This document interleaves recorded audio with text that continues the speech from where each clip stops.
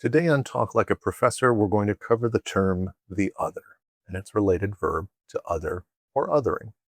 Conceptually, this is an important term for the field of religious studies in general and demonology and monster studies, two areas close to my heart, more specifically, because it's used to express how we can take populations of human beings and then use religion, demonologies, or monstrous rhetoric to make them less than human. Of course, once someone has been designated less than human, it becomes easy to justify treating them in inhumane ways. Now, this is a relatively difficult concept to maneuver with, so this is a bit of a longer video, and it has a more conceptually difficult idea, and I'm happy to answer any questions that might remain after watching in the comments as a result. In order to understand the other, we need to first understand the self, which requires us to get a little philosophical, but not, like super philosophical, so don't expect a bunch of stuff on Hume or Husserl or anything like that. First, we have to think about what constitutes the self. When you think about who you are, what do you think about? Maybe it's a collection of ideas, actions, memories, but what we might notice is that most of what it requires for us to define ourselves with respect to these things, for example, is myself fast, thoughtful, brave, kind, etc. They require acts of comparison. That is, if I make the personal claim that I am thoughtful, what I'm really saying to myself is something like, I have more attributes or greater attributes that I associate with thoughtfulness than the majority of people I come across in my life. Indeed, if I only changed the people around me without changing myself, it's easy to observe that I would quickly form a different idea of who I was entirely. For example, let's imagine that I run at a speed of 15 miles per hour, or 25 kilometers. Well, that speed is an absolute or objective measurement. It doesn't actually tell me whether I'm fast or not. If I were to look around and see that everyone around me, and whom I was aware of, is running at, say, 10 miles an hour, well, then presumably I would think of myself as fast, and probably very fast. If, on the other hand, I saw people running at 20 miles per hour, I would probably think of myself as rather slow instead.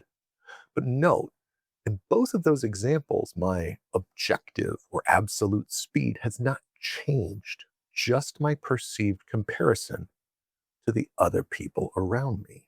So for us to create ideas that allow us to constitute ourself, we need to forge a comparison between the attributes of our mind and body and those of other people. Let's observe that when we engage in this act of comparison, we start to form communities of individuals or tribal groups almost automatically. That is, we can start to say, these people are like me, and these people are different than me. Using our example, we could say that if I consider myself fast, I would be inclined probably to be with other people who I also considered fast, because I would see us as sharing something in common. Now, those individuals who present a tolerable degree of difference from ourselves come to be enfolded within an idea of the self. Those who do not begin to constitute the other. This is how we create categories, from dichotomies like male and female to ideas of white, black, Asian, Pacific Islander, or Native American, to class structures throughout society. In all of these cases, it isn't so much that people objectively belong to these constitutive categories because they are exactly the same on some level, but rather that they can be shoehorned into these categories in such a way that their degree of difference is still tolerable. So, what happens when this degree of difference becomes intolerable? That is, what happens when a person or a group of people cannot be constituted as part of the self?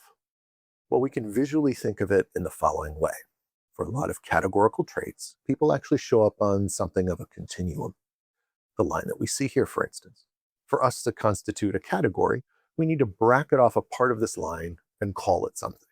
I'm going to use a relatively non-threatening example here and say that my line is hair color, and my continuum will go from white hair to black hair.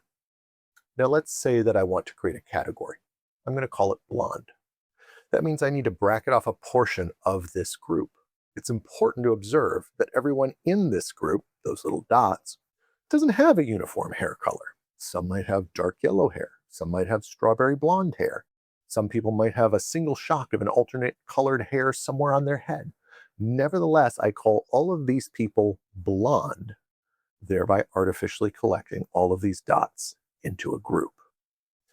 But what about those few dots that are just outside of the area? They're too close for comfort. So I push those dots towards the other ends of the spectrum, creating a kind of artificial no man's land. In this way, I develop the appearance of distinct, discrete categories, categories into which all people can seemingly easily fit. The ones that don't fit into our category, our sense of collective self, those become the other. Now we get into something a bit more emotionally and intellectually challenging. You see, the self can feel so real. It can feel so profoundly true at times. You've probably experienced this before. Perhaps it's someone who has a different point of view than you, maybe a political position, or someone who sees the world a different way, maybe a different religious position. When we face significant difference, oftentimes our first knee-jerk reflex is to assume that the person who shares this different position is stupid, deluded, uninformed, uneducated, some kind of absolute difference. In short, we assume that they are everything that we believe ourselves typically not to be. We can even get to the point where we start to register some individuals as something profoundly different than us, as something subhuman or even monstrous, metaphorically or literally. Now we start to get into the idea of why othering can be dangerous. When we create groups in this way and then deprive people of their voice and power because we perceive them as a threat, from LGBTQ plus identities to racial groups to colonized people to women, we are engaging in the verbal expression of the other. We are othering those groups of people. It's this practice that has historically created a lot of the monsters that populate our imaginary, making other humans with whom we share the world terrifying beasts that threaten our ways of life and our very existences. Ultimately, it's a difficult thing to stop. Like we said, the way we feel and who we are can seem just so real and true sometimes. Humans are fundamentally social animals, group animals, team animals, and part of making groups or teams is figuring out who to include and exclude. Nevertheless, it's important as we move forward into the future that our practice of group formation be as benign as possible. Too often, things can sour and turn towards othering, extreme othering, process that can lead to violence against and disenfranchisement of various groups of people.